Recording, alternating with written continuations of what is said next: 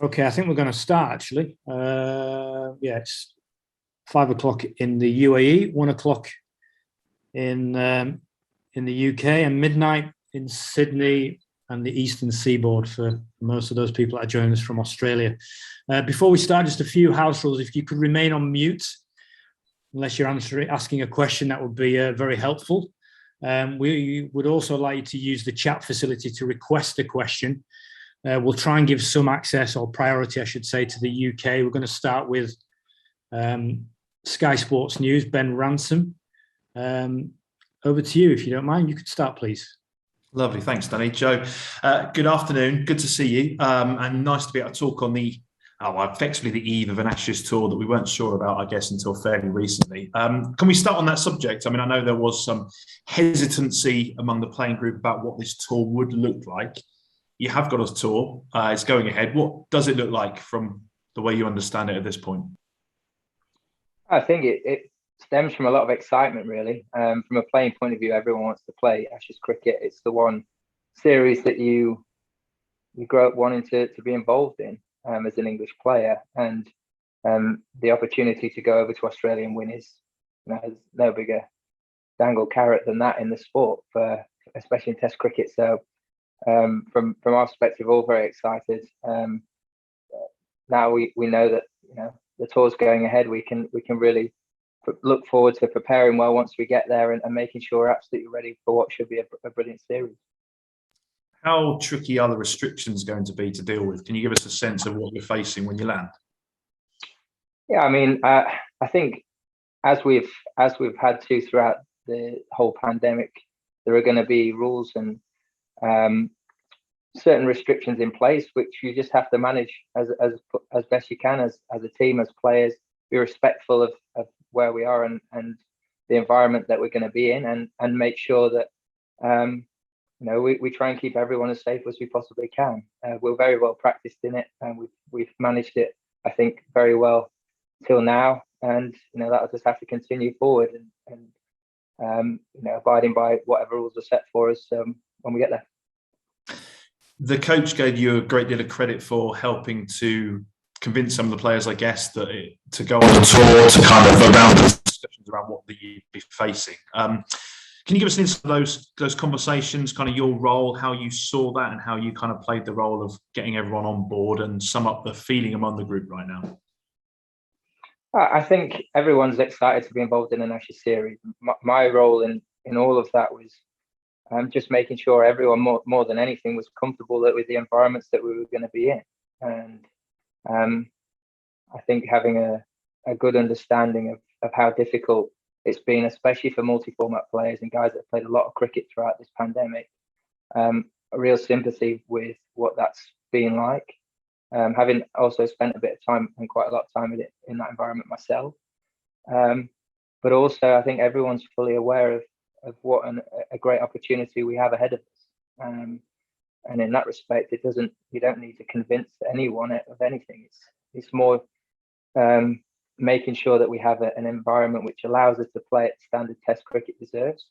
And you look at on previous tours, look at India, for example. We tried to make sure we looked after everyone as best as possible, and the selectors making sure we rested and rotated players because of the environments that we are in. I think we've got to make sure that if we want to have a full squad available and players available for the whole time, we have to have an environment which allows them to be able to perform at the level that, like I said, Test cricket deserves. So I suppose that's sort of been my input into things, and hopefully that can be the case. We can follow through on that and have a really enjoyable, successful tour. Just one final one, if I may. Just wondered how pleased you are as captain to sit here today, about to fly to Australia, knowing that Ben Stokes is going to be back. Obviously, a great friend of yours off and on the pitch. Yeah, obviously it's massive. You speak to anyone within the game, whether they prefer to have Ben in their team or not, I think everyone would say they would. On a personal level, I'm just absolutely thrilled that he's in a place where he can, get back playing and enjoy the sport again. It's I can imagine it's been very difficult for him being out of the game, and to see and just to hear him down the phone when we've spoken more recently in particular, you could almost hear his smile back down the line, which I think the greatest thing from my perspective. So I think although we all know what Ben's capable of, and that it's a huge boost to us as a squad, is still managing that expectation. He's been out of the game for a long time. He's had a serious injury, and he's got a lot of work to do to get himself back to the Ben Stokes we all know. But if there's one thing that you can bet on with Ben, is he will do everything he can to ready himself and then put in performances which help him win games of cricket. Thanks for your time, Joe. Appreciate that. Thanks, Ben. Let's go to Jonathan Agnew from the BBC. Go ahead, Jonathan. Yeah, hi, Joe. Thanks. Was there, for all the hard talking and the press releases, was there ever realistically a chance that this tour might not have happened because of the conditions that the England team were putting down? Look, I think that when it comes to the decision making, a lot of that was obviously always going to come between us, Cricket Australia, and the ECB, and thankfully we were given an opportunity to have our say in what was, I suppose, an involvement in that conversation. But ultimately, it's never going to be down to us entirely. I think it's been worked through amicably, and everyone's dealt with it as best as possible in an ever evolving situation. And we're very grateful to get the opportunity to go there under the conditions that we've got. Yeah, and what are they? I mean, we just take some detail on how you will prepare for this first Test match. Where will you be? What can you do? I will be flying into Brisbane, and we'll be spending 14 days of quarantine in the Gold Coast. We will have 3 or 4 days of hard quarantine, 3 days, I believe, in our rooms, and then we will get the opportunity to go and train at the Metricon sports facility and utilise some of the hotel facilities within that period before being able to go about our business as normal. And as I said, we're very grateful for that. And then you play against the Lions. I mean, it's purely internal games. Yes, yeah, that will be our preparation. We've got 2 games scheduled, so that's going to be great preparation. It's a great opportunity from a developmental point for that Lions group, and to showcase what they can do. We all know. You only have to look back at the 2 previous Ashes tours that there have been injuries and there have been things happen. So it's a great opportunity for people to put their hands up and to show what they're capable of doing in case of anything like that happening again. And it should be extremely competitive, which is exactly what you want leading into a big series. And hopefully that can put us in a really good place going into that first Test match. Yeah. And one of the sticking points was the families. So can you tell us what has been agreed as far as that's concerned? Yeah, I believe that the families will be able to come out with us. All of those visas have been approved, and again, we're extremely grateful for that to be able to take place and for them to come with us. It is a long tour. It's been a long time that guys have spent away from home throughout this pandemic, and we're extremely grateful for the opportunity to have them there. As I mentioned, throughout this, we need to be able to provide an environment which will allow us to players to play Test cricket at the level that Test cricket deserves and the Ashes series deserves. And having that support around us with our families is, I think, a big part of that. Yeah, and just to clarify that, sorry, I'll finish in a minute. But just to clarify, is that from the start, or are they going to come out at Christmas as usual?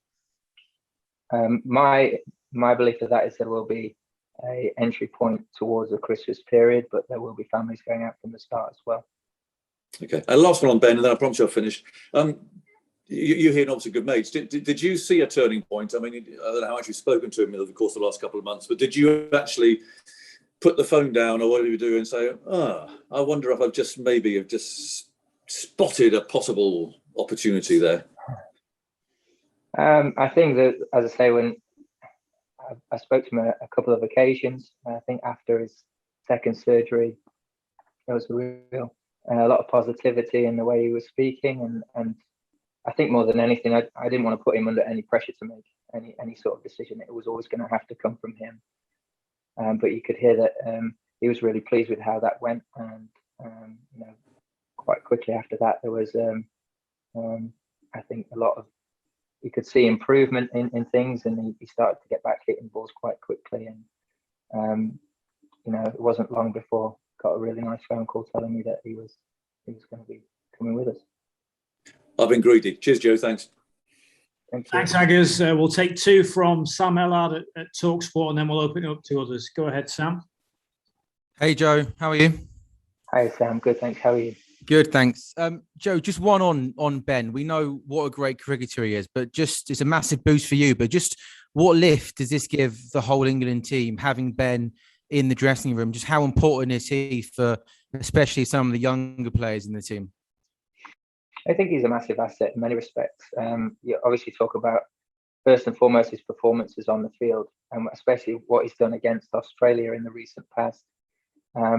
But also the way that he plays his cricket, and you look at where we're going, we're going to have periods of play where it's going to be very challenging. You're going to have to turn to people to stick their hand up and I suppose grab the game. He's someone that will always do that. He will lead from the front in that respect.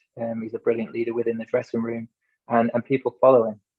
They look at how he works, how he practices, how he goes about his cricket, and they all want to go along with him. And I think that's a great trait to have, along with being able and capable of performing how he does. So of course it's a huge boost, as well as him balancing the side as well as he has done for such a long time now. Just everything about the way he goes about things is going to be great for all of us. Earlier in the week, Joe, Ben Stokes uploaded to his Instagram story his shopping trolley in Tesco, and in it was 4 bottles of women's deodorant, 3 packs of toothpaste, and some moisturizer. Firstly, do all the players use women's deodorant, and what is in Joe Root's shopping trolley, the essential item to take out to Australia? I don't really pay much interest in what deodorant everyone uses. I just get whatever I can see on the shelf, to be honest. I'm not too fussy about that sort of stuff. I just want to make sure I'm presentable for the environment that I'm in. I think my essentials on tour will be, well, thankfully I have my family there, so I think that'll be enough for me. Cheers, Sam. Let's move on to Julian Geyer from AFP. Go ahead, Julian. Hello, Joe. Can you hear me? Julian. Yeah, I can hear you. Thank you. Only one team, England, have won an away Ashes series in the last 20 years, I think. Why is it so difficult to win away in this contest in particular? I think how different the conditions are to what we spend a lot of time playing our cricket. I know that you could say the same about everywhere else we go in the world, and that's something that you have to adapt to. I think we also have to be very respectful that Australia have had a very strong side that have got an unbelievable record at home against the rest of the world. But one thing I think we can take a lot of heart from and confidence from is the way that India went and played there in their last home series. They took them on in their own way. They played to their strengths, but they didn't take a backward step at any stage. They showed a lot of belief and a lot of character, and came through a lot of adversity, especially off the back of that first game in Adelaide. So I think it just proves to the rest of the world that it's not a place you can't go and win.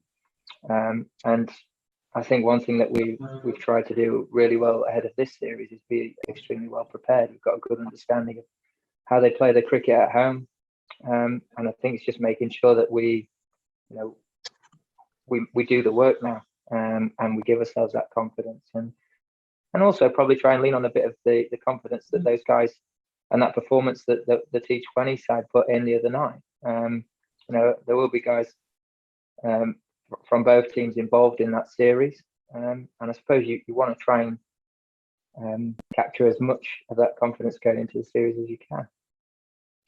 And just one more from me. Historically, when England have won an Ashes series in Australia, one of the openers has had, an incredible series, whether it was Cookie or Stewart's dad, or going back even further, Jeff Boycott.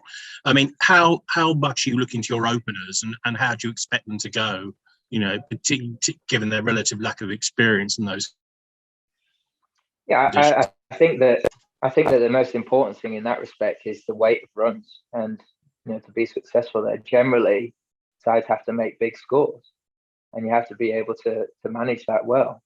That doesn't just come down to the responsibility of the openers; it comes down to the responsibility of all the batters, and it's being able to stand up to that, to understand that, and I suppose separate the mentality of what might be a good score in English conditions, and understand the hard work and the different challenges that Australian wickets and that environment is going to, what it's going to take to go and make a score or match-winning scores that will give yourself, the chance to use scoreboard pressure or put yourself ahead of the game. So I think it's less on just one or two people's shoulders. It's on that whole batting group and having the ability to go and make those big contributions all the way down the line.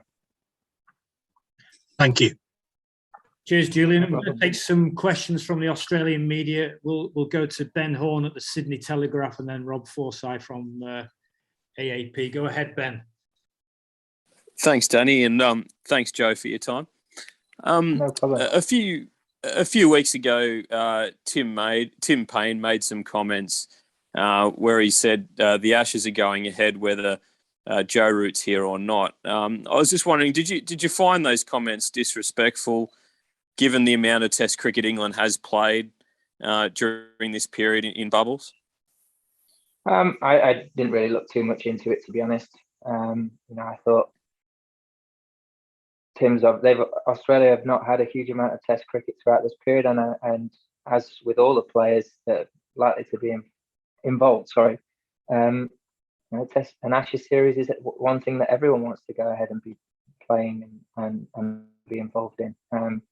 We're very grateful of the situation that we find ourselves in right now, and hopefully it can be smooth as anticipated, and that we can have a very exciting, entertaining series. But I didn't really look too much into that. Joe, just one last quick one. The fifth Test is scheduled for Perth, and Western Australia is the Australian state with the strictest border rules at the moment. Would you have reservations about playing that Test in Perth if the players were required to go back into a bubble? I think that's for Cricket Australia and the ECB to work out. I think as we've seen in the recent months, it's an ever-evolving situation that we find ourselves in. I think we've got to be understanding of that, respectful of it, and we're all very aware of where we're going and how different it's been in Australia to how it has been over in the UK.